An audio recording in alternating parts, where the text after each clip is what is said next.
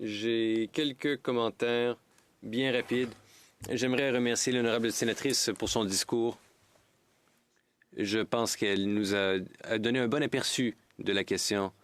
Mais je voulais vous parler des origines de ce projet de loi, de sa genèse, et vous dire qu'en plus des raisons évoquées ici, c'est aussi un projet de loi qui émane de plus d'un parti.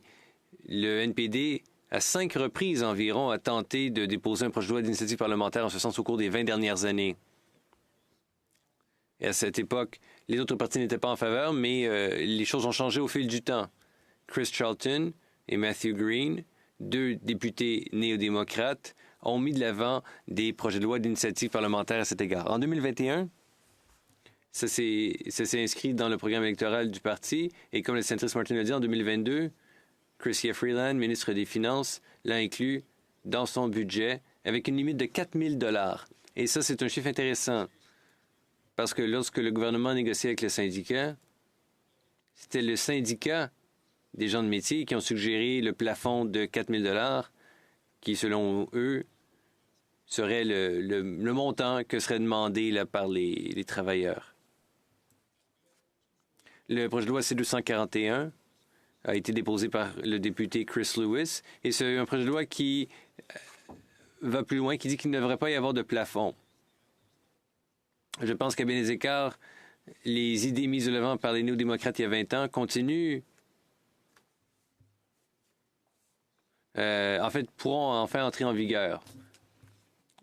Donc, je souhaite remercier et féliciter les 3 partis, le NPD, qui appuie le mouvement ouvrier depuis longtemps, et je remercie aussi les libéraux et les conservateurs qui se sont ralliés à cette idée. J'appuierai ce projet de loi et j'invite mes collègues à adopter une perspective positive quant à ce projet de loi.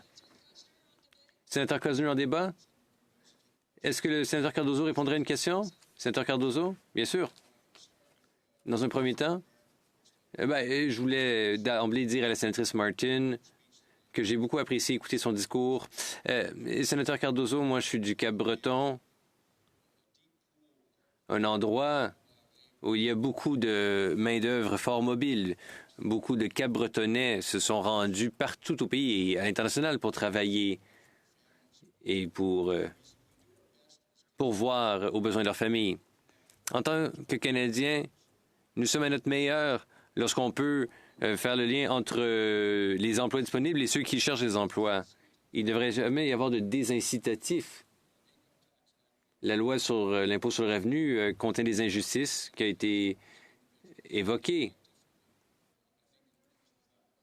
Mais vous avez une question, monsieur sénateur? Bon, la question est la suivante. Maintenant que plus d'entreprises ne permettent plus ces frais de subsistance là, et ne défraient plus les frais de déplacement, pensez-vous que l'adoption de cette loi est urgente pour s'assurer que ces travailleurs puissent profiter de ces avantages? Sénateur Cardozo. Je vous remercie, sénateur Cosner, de votre question. Dans la liste que j'avais à remercier et que j'avais à mentionner, il fallait aussi que je mentionne le nom du sénateur Roger Cosner.